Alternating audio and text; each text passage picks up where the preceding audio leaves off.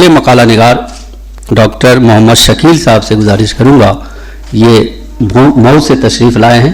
صدر جلسہ استاد محترم پروفیسر شارف دولوی صاحب، عارف نقوی صاحب اور دیگر حضرات، میں نے استاد محترم کی شان میں چند ٹوٹے پھوٹے لفظوں میں اپنے جذبات کا اظہار کیا ہے میرے مشفق استاد کے عنوان سے۔ نابغہ روزگار اردو کے مشہور نقاد استاد محترم پروفیسر شارف دولوی سے میرا والہانہ لگاؤ اس وقت سے ہے جب میں لکھنؤ یونیورسٹی میں سن 1988 میں BA سال دوم کا طالب علم تھا، اور میں گولہ گنج لکھنؤ میں اپنے چند احباب کے ساتھ رہتا تھا جو دارالعلوم ندوۃ العلماء لکھنؤ اور سلطان المدارس لکھنؤ کے فارغ التحصیل تھے، اور اس وقت وہ لکھنؤ یونیورسٹی میں MA اردو سال دوم کے طالب علم تھے۔ ان دنوں استاد محترم اپنے مکان کی تعمیر واقع علی گنج کے سلسلے میں کبھی کبھار لکھنؤ آیا کرتے تھے۔ ایک مرتبہ استاد محترم نے پروفیسر محمود حسن رضوی مرحوم کے کہنے پر MA سال دوم کے طلبہ کے لیے قراءت شعر، تفہیم شعر اور اس کے محاسن پر ایک پرمغز لیکچر دیا۔ میرے احباب آپ کے طریقہ تدریس سے بہت متاثر ہوئے، اور آپ کے یہاں سے آنے کے بعد ان لوگوں نے مجھ سے بتایا کہ آج ہم لوگ جدید اردو تنقید اصول و نظریات کے مصنف سے شعر و شاعری کا سبق پڑھ کر آئے ہیں۔ ان کے درس و تدریس کا انداز بالکل اچھوتا ہے، ایسا معلوم ہوتا ہے کہ جیسے کوئی دقاق عالم مسند درس پر جلوہ افروز ہے اور شعر و شاعری کی زلفوں کو سنوار رہا ہے۔ ان کو تو عصر حاضر کا معلم اول کہنا چاہیے۔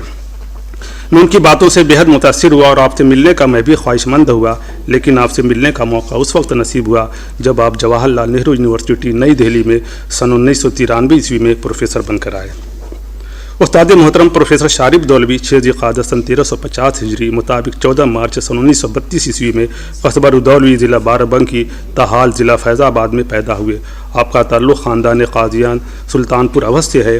آپ کے جد امجد قاضی حسن محمود ابن علی بلند دستار متوطن بلخ تاتار سلطان محمد غوری کے عہد حکومت میں ہندوستان آئے۔ آپ کے خاندان کو پشتین علمی و دینی وجاہت حاصل ہے۔ آپ کے والد حکیم حسن عباس مختلف علوم و فنون سے واقف تھے، اور ان کا شمار اس وقت کے مشہور اطباء میں ہوتا ہے۔ اس طرح استاد محترم پروفیسر شارف دولوی کا علمی و ادبی شغف فطری ہی نہیں موروثی بھی ہے۔ آپ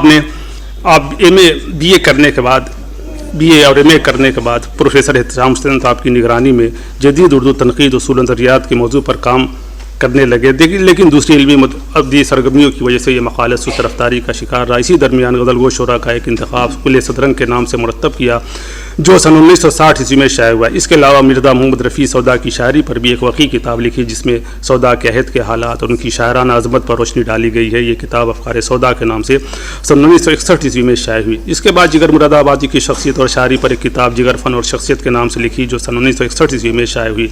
تصنیف و تالیف اور دوسری مصروفیات کی وجہ سے PhD کے مقالے کی طرف خاطر خواہ توجہ نہ دے سکے۔ بالآخر یہ مقالہ سن 1964 میں مکمل کیا۔ سن 1965 کے لکھنؤ یونیورسٹی کے جلسہ تقسیم اسناد میں آپ کو PhD کی ڈگری دی گئی۔ آپ کو اس عہد کی عبقری شخصیتوں اور جلیل القدر اساتذہ سے تلمس کا شرف حاصل ہوا، جن میں پروفیسر احتشام حسین، پروفیسر نور الحسن ہاشمی اور آل احمد سرور کے نام قابل ذکر ہیں۔ ان اساتذہ کی صحبت و تربیت ہی کا یہ ثمرہ ہے کہ آپ کو اردو دنیا میں ایک ممتاز و نامور منقاد کا مقام حاصل ہوا۔ آپ سن 2000 میں جواہر لال نہرو یونیورسٹی نئی دہلی سے سبکدوش ہونے کے بعد لکھنؤ میں مستقل رہائش پذیر ہو گئے۔ اپنی صاحبزادی شعاع فاطمہ مرحومہ کے نام سے غریب بچوں کے لیے اسکول بھی چلاتے ہیں، لیکن ان سب کے باوجود تصنیف و تالیف کے کاموں میں مشغول بھی رہتے ہیں۔ تنقید و تحقیق کا ذوق آپ میں فطری ہے، تلاش و جستجو کی طرف آپ کا میلان طبعی ہے، گویا آپ فنا فی العلم والادب کا بہترین نمونہ ہے۔ آپ کی زندگی کا کوئی لمحہ تلاش و جستجو اور بحث و تحقیق سے خالی نہیں رہتا، اس لیے آپ نے جو کچھ لکھا وہ عالمانہ، محققانہ تنقید و تحقیق کا شاہکار اور آپ کی محنت و جانفشانی، قد و کاوش اور خون جگر کا نتیجہ ہے۔ آپ کا تحریری سرمایہ مختلف نہ ہونے کے باوجود جدت سے خالی نہیں۔ آپ نے تصنیف و تالیف میں اپنی راہ الگ نکالی۔ آپ کا پسندیدہ موضوع ادبی تحقیق و تنقید ہے۔ آپ کی تمام تصنیفات اردو کے پامال، فرسودہ اور روایتی انداز سے ہٹ کر لکھی گئی ہیں۔ جدید اردو تنقید اصول نظریات اس کی بہترین مثال ہے۔ یہ آپ کی سب سے اہم اور محتم بشان کتاب ہے۔ اس کتاب میں پہلی بار مختلف تنقیدی دبستان اور ان سے وابستہ ناقدین کے نظریات سے بحث کی گئی ہے۔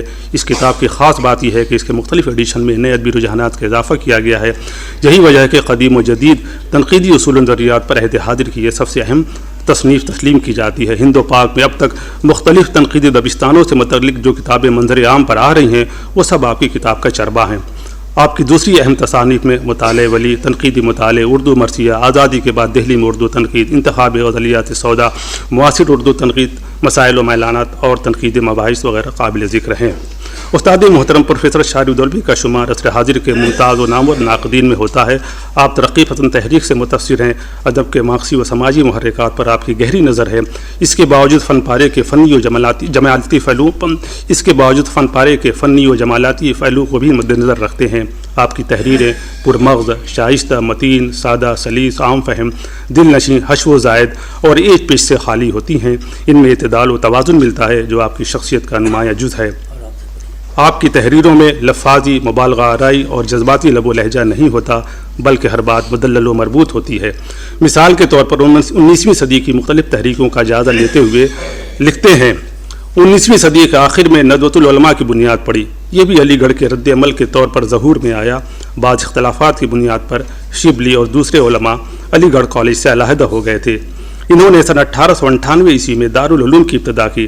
ندوے کے خلاف احمد رضا خان بریلوی نے جدوہ قائم کیا، لیکن ندوے نے تمام مخالفتوں کے باوجود اپنے کو مرنے سے بچا لیا۔ جدید اردو تنقید اصول و نظریات درج بالا سطور میں استاد محترم نے دو مسلک کے ادارے کی حساسیت اور حیثیت و مقبولیت کو کتنے خوبصورت، دل نشیں، اعتدال و توازن اور بحث و تحقیق کے پیرا اظہار میں پیش کر دیا۔ وہ قابل تعریف ہے، یہی آپ کی شخصیت کا نمایاں پہلو ہے۔ اسی طرح جب آپ سید سلیمان ندوی علیہ الرحمہ کی شخصیت کے مختلف پہلوؤں پر تنقیدی نظر ڈالتے ہیں تو وہاں بھی آپ کی تنقیدی بصیرت اور فکر و آگہی کا نمایاں عنصر جلوہ گر ہوتا ہے۔ چنانچہ لکھتے ہیں، سید سلیمان ندوی کا تعلق بھی تاریخ، سیر، فقہ اور تحقیق سے ہے۔ وہ ایک ممتاز عالم، سوانح نگار، مورخ اور محقق بھی ہیں، لیکن ادبی نقاد کی حیثیت سے ان کا دائرہ محدود ہے۔ ان کی ادبی تنقید کے سلسلے میں اگر کسی چیز کو شمار کیا جا سکتا ہے تو وہ نقوش سلیمانی کے مضامین، اکبر کا ظریفانہ کلام اور ہاشم علی کا مجموعہ مراثی ہے۔ تنقیدی مباحث، یہاں بھی آپ کا غیر متعصب رویہ اور تنقیدی بصیرت کا متوازن پہلو دیکھنے کو ملتا ہے۔ آپ کی یہی وہ خصوصیات ہیں جو عصر حاضر کے دوسرے ناقدین سے آپ کو ممتاز کرتی ہیں۔ استاد محترم کی شخصیت کا ایک نمایاں پہلو یہ بھی ہے کہ آپ کم گو، خوش اخلاق، نرم گفتار اور شگفتہ مزاج ہیں۔ کبر و غرور، رعونت، نظریاتی تعصب سے بالا تر ہیں۔ تواضع، خاکساری، عاجزی و انکساری، عالی ظرفی، فراخ دلی، مہمان نوازی، نفاست پسندی، شائستگی، سلیقہ مندی، صبر و تحمل اور سادگی میں بے مثال ہیں۔ سبک سار مردم، سبک تر روند، سادہ زندگی ہی کی وجہ سے آپ تندرست، صحت مند، چاق و چوبند اور طویل العمر ہیں اور اتنے سارے علمی و ادبی کام کر ڈالے۔ آپ ترقی پسند تحریک سے متاثر ضرور ہیں، لیکن مذہبی رواداری، تہذیبی قدروں کی پاسداری اور شرافت آپ کا طر امتیاز ہے۔ استاد محترم گوناگون صفات و کمالات کے مالک ہیں۔ آپ ایک ماہر تعلیم اور درس و تدریس کے بلند مقام پر فائز رہتے ہوئے ایک مشفق استاد بھی ہیں۔ میں نے ایم فل میں آپ سے تقابلی ادب اور اردو ادب کی سماجیات کا کورس پڑھا۔ آپ کی نگرانی میں شبلی کے تنقیدی نظریات، شعر العجم جلد 4 کی روشنی میں کے موضوع پر ایم فل اور اردو میں قدیم تنقیدی اصطلاحات کی وضاحتی فرنگ سن 1800 سے 1930 عیسوی تک کے موضوع پر پی ایچ ڈی کیا۔ آپ کے پڑھانے کا انداز بالکل نرالا ہوتا تھا۔ درس کے دوران مجھے یہی احساس ہوتا تھا کہ میں دارالعلوم ندوۃ العلماء لکھنؤ کے کسی متبحر عالم سے پڑھ رہا ہوں۔ میں کسی تملق اور مبالغے کی یہ بات کہہ رہا ہوں کہ لکھنؤ یونیورسٹی اور جواہر لال نہرو یونیورسٹی میں آپ جیسا ماہر علم و فن اور مسلم الثبوت استاد مجھے نہیں ملا۔ بحیثیت استاد آپ کی شخصیت جواہر لال نہرو یونیورسٹی نئی دہلی میں مرجع علم و فن کی تھی۔ کوئی بھی علمی و ادبی، تحقیقی و تنقیدی مسئلہ ہو، ہر طالب علم آپ کی طرف رجوع کرتا تھا اور آپ نہایت شفقت و محبت کے ساتھ پیش آتے تھے۔ میں ہمیشہ اس بات پر فخر محسوس کرتا ہوں کہ میں اردو کے قداور اور ممتاز محقق و نقاد کا شاگرد ہوں، جن کی تصانیف اہل علم، اصحاب نظر اور محققین و ناقدین کی نگاہوں میں گراں قدر ادبی سرمایہ ہیں۔ آخر میں اپنی گفتگو اس دعائی جملے پر ختم کرتا ہوں کہ خدا آپ کا سایہ تا دیر قائم رکھے، تاکہ آپ کی ذات گرامی سے جو سرچشمہ علم و آگہی ہے فیض یاب ہوتے رہیں۔ شکریہ۔